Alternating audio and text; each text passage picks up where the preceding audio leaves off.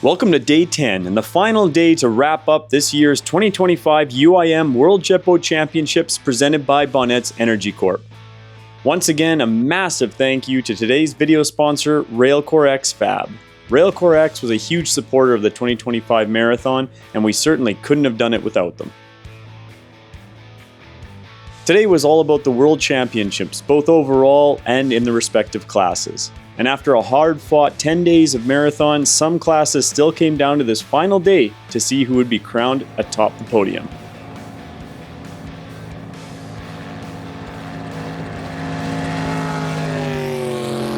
In the FX class, with Dave Walton losing his motor yesterday, he was quickly getting bumped down the order, while Juan Quiroga came into today 4 minutes behind Bernardo for second place in FX.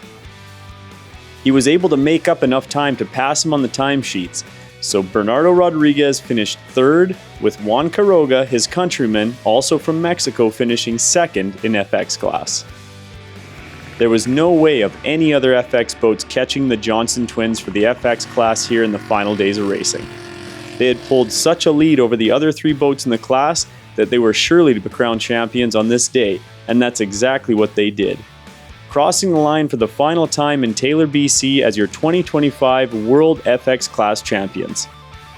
All right, FX 37, Rip and Tear Racing. Kyle, Quinn, you guys ran a hell of a marathon this year in 2025, redeeming yourselves after a DNF in your home waters last year of 24. How does it feel to be world champs? It feels pretty good. To be honest, it's kind of surreal. Everything held together, and we didn't make no mistakes as far as penalties, jumping the line.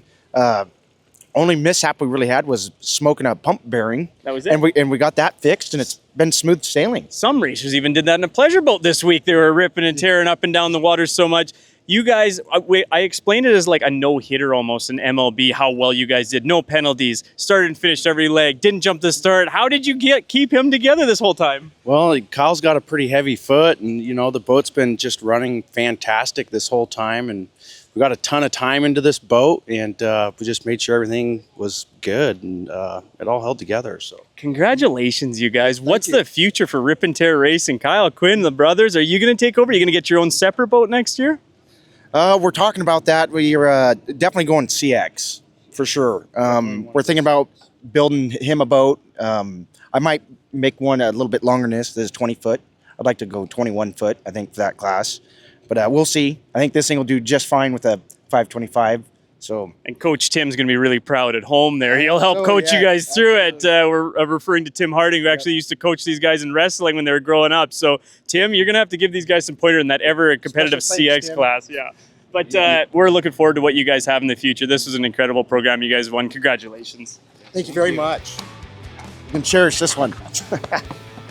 The CX class still remained tight at the top, so every boat was going to have to start and finish every leg to remain as they stood coming into the final day. Fortunately, that's exactly what they did, leaving it up to the racing on the waters to determine the finishing order on this year's marathon.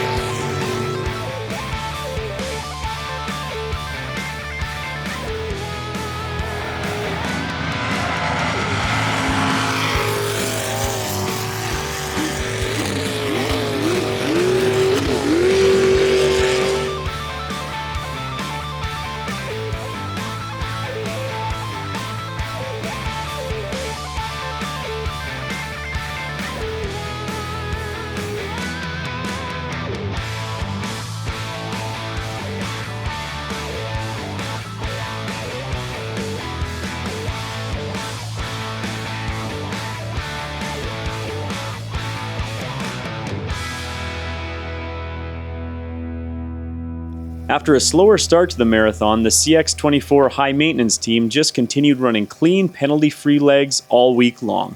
And that's exactly what it took for them to finish third in the CX class here in 2025.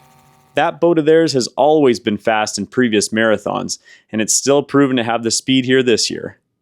Congrats to the Main family on a hard-fought and well-finished marathon this year.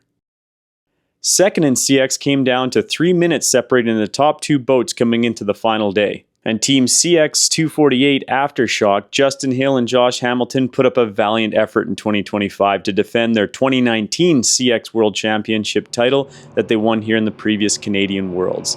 Scott, Michael, and the rest of the team fought really hard throughout the week, getting that boat in and out of the water and running just really clean, penalty-free runs. It wasn't their year though, and the top awards in the CX class in 2025 goes to CX 167 Team Reverse Elevation, Tanner Frolick and Ty Wheat. They have proven that this is certainly the boat to beat in the CX class on the world stage. Again, with clean, consistent, penalty-free runs, they were able to hold off all the other 17 hard-charging CX competitors to head home with the first place trophy. Crowned your 2025 CX World Champions.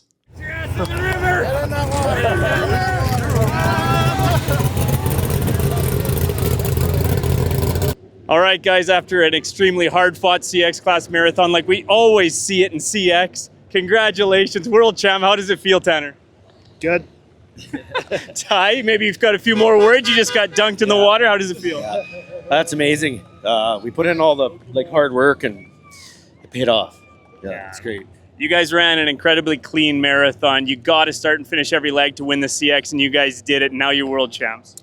Yeah, no, it feels great. I think the best part about this was Spencer and his dad coming out to me. I think I held my breath quite a bit to make sure their engine ran good. Just superstition, the storylines of everything that happened here and unfolded to me was more meaningful than the race. And the team I had right now couldn't get me any farther ahead, and they were great. Maxed us right out. So, I mean, second time world champion, I guess, now in 2019, and now this year. You started with, get in here, Trev. You started with a 2019 FX World Championship. Now you've moved up to the CX World Championship. Where does this team go from here? Well, we're retiring from CX here right now, and after we're going to race one more in Lewiston, and we're going to go A or Unlimited, and one of the two things are going to be happening here pretty soon. So, I mean, yeah, it's great. The best part is being in fourth place overall behind Spencer King. Like, that's just put the cherry on top.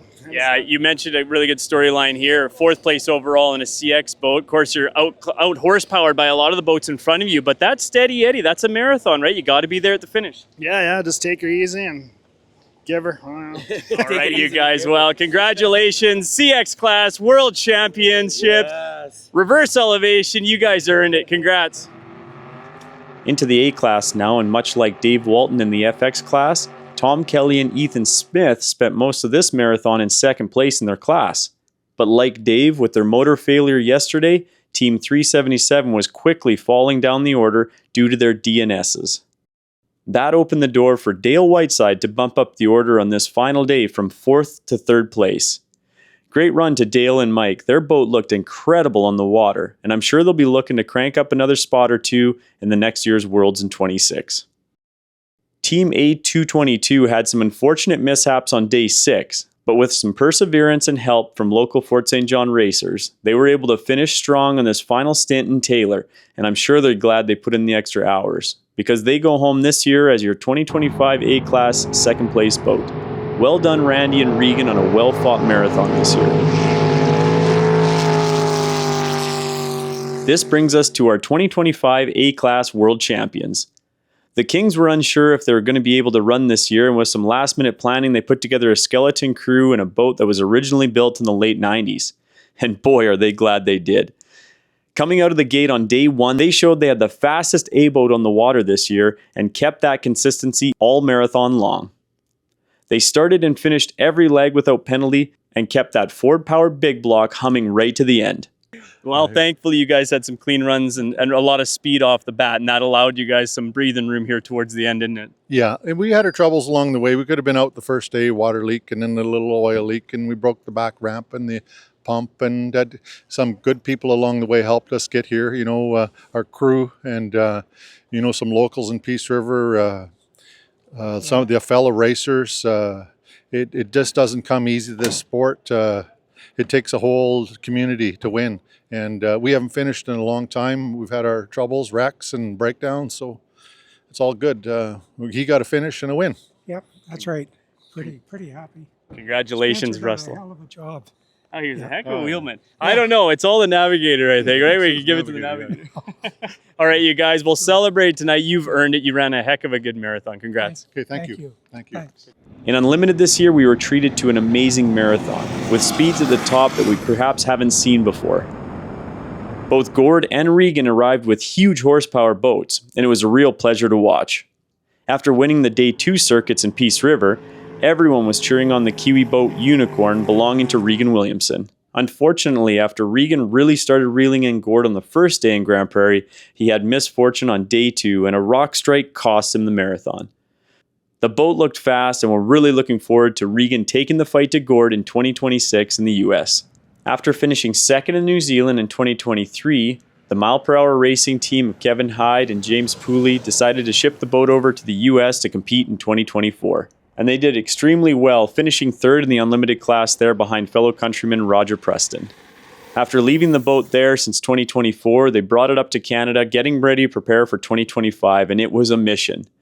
Rebuilding their turbine the week before the marathon started and getting everything ready, it was a real mad scramble. But they arrived ready to race in Peace River, and that's what they did right out of the gate. They had a plan of starting and finishing every leg. With that clean starting and finishing consistency without penalties, that allowed them to be your second fastest Unlimited and overall competitor here in 2025. Right now. We're super happy. Pretty good. Yeah, we've been struggling all week with boat setup, trying different things. We had to build an engine when we got here.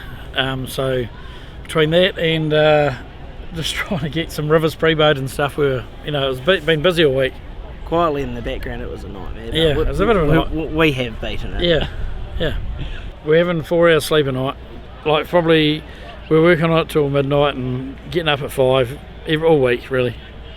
And our pit crew, Bricky and Matt are absolutely buggered, and yeah.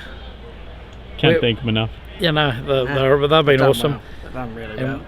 And we can handle it. We'll keep charging. Yeah. We'll keep going. Finally, we come down to one boat who topped them all in the 2025 UIM Jet Boat Championship, brought to you by Binance Energy Corp. Gord Humphrey and Jason Palfy in U357 Unnatural Disaster was certainly the crowd favorite coming into this marathon. After winning the Worlds in the US last year, this team has shown what it can do on the world stage. Don, Dewey, and the crew are all gelling so well these days, you wouldn't even guess they're running a 1900 horsepower boat at over 150 miles an hour. They put in over 6 months and countless hours building and preparing this new boat T3 for the race. Without much time to test, they were hopeful it would work, and it certainly did. Congrats to the entire Unnatural Disaster team. Back-to-back world championships are extremely hard to accomplish. Just ask the likes of James Murdoch and Spencer King.